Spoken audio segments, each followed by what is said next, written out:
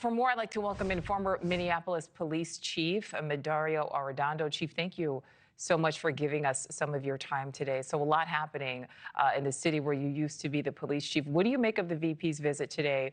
What type of impact do you think that will have on the protests? Yeah, Nichole, thank you for having me. I think the VP's visit here, as Alex mentioned in his report, it's to boost the morale for those federal agents, those ICE agents and Customs Border Patrol agents here in the Twin Cities. It comes at a time, Nichole, where the legitimacy of the tactics of the federal agents here in Minneapolis and around Minnesota are being called into question. Even as much, Nichole, is that more recently, a press conference that was held recently by Minnesota police chiefs who were speaking out against some of the complaints from not only U.S. citizens, but complaints from their actual officers who they felt were stopped unnecessarily, and some of their civil rights were violated. So right now, Nichole, in Minnesota, what you're having is, people are not so much questioning the legality, although they are questioning the legality of the tactics, but what they're questioning is the legitimacy. Do the videos and do the actions of some of these federal agents that you're seeing out here in the streets of the Twin Cities, does that make their actions more legitimate to the community members? And that's being called into question right now. Exactly. So you were the chief in charge when George Floyd was murdered. You came under fire.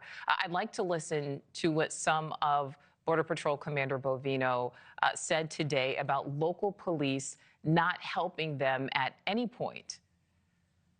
Now, as we were after Mr. Arrise, we were set up on rioters who tried to stop us at every point yesterday.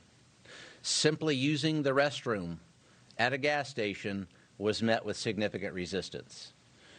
A lot of people would call that stalking. I don't think any of us would like to be stalked, but being stalked for 8 or 10 hours at a time is not a very favorable climate. Hey, folks, where were the cops yesterday? Where was Minneapolis Police Department during that 8-hour stalking events? Anybody care to venture a guess? I'd like to venture a guess, and it's I don't know. All right, so what do you make of Commander Bovino there pretty much singling out police, calling them out directly? Yeah, Nichole, so I think first thing, a couple of things. One is Minneapolis, the city of Minneapolis and its police department has had a separation ordinance in place for over the last 2 decades. And so that basically has been put in place to say that Minneapolis police first and foremost duty are to protect and serve the Minneapolitans of their city. And they will not be involved in any action specifically related to one's immigration status. That's been on their books for over 20 years.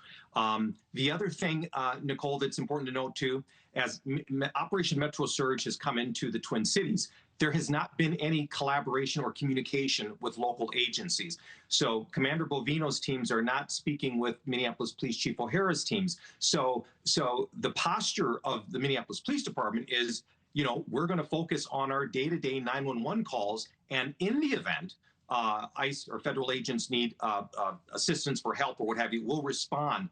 But again, it's a very delicate balance, Nichole, because Minneapolis police and many local police departments in the state, they have a separation ordinance where they are not focused on immigration issues. Yeah, it certainly complicates matters as we're seeing it play out. All right, so I want to go to something else now. The AG, Pam Bondi, announcing the arrest of 2 activists, Nikema Armstrong, Chantel Allen, citing a violation of the FACE Act. I'd like to listen to some of what was said on Chris Cuomo last night. We were invited in, and contrary to your opening statement saying BLM protesters busted in, that's absolutely inaccurate. We were nonviolent, peaceful demonstrators coming to engage in a dialogue with the church. Thank you for watching. Subscribe below and download our NewsNation app right now on your phone, and you will get fact-based, unbiased news for all Americans.